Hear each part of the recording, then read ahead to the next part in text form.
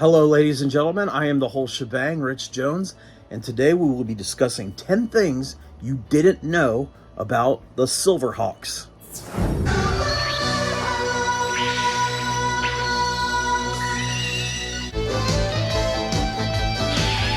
Look like you're enjoying yourself, kid.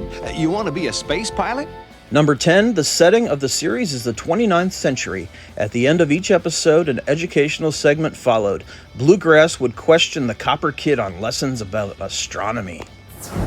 Number 9, the main villain of the series was a mob boss called Monstar. He was a shapeshifter. His regular form was that of a feline human alien with an eye patch covering his left eye. Using the beams from a star, Monstar could transform into a more powerful form covered in metallic armor. Monstar's transformation was of course based off of Mum-Ra from the Thundercats. Number 8, most of the members of the mob featured in the series have superpowers of some sort. An exception was Poker Face, a robot who mostly relied on his wits, and he owned a casino. The idea of a mob controlling casinos was probably inspired by the real-life mafia. Number 7, Lieutenant Colonel Bluegrass, one of the Silverhawks, styled himself as a cowboy and a musician and used a sonic guitar. He is apparently named after bluegrass music, a music genre related to country music, and he was the only Silverhawk that didn't fly by himself. He used the Mirage, a spaceship.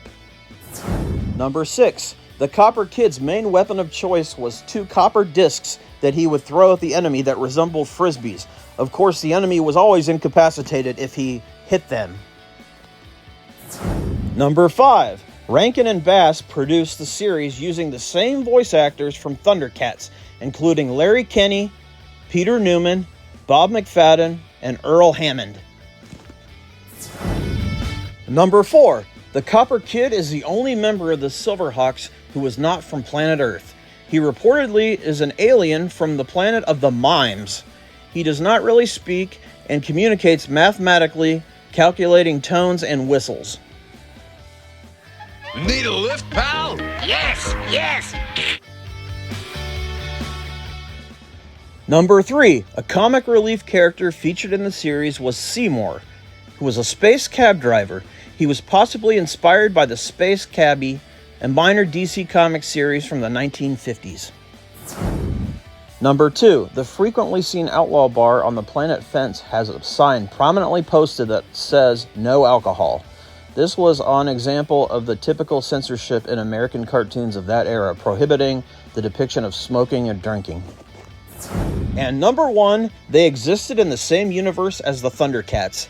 In the 2011 incarnation of the Thundercats, had the series gone longer, they would have had a crossover with the Silverhawks. And that's our list. If we missed anything, be sure to let us know in the comments, and be sure to like and subscribe. I'm the whole shebang, Rich Jones. Adios and via con Dios, which means goodbye, and go with God.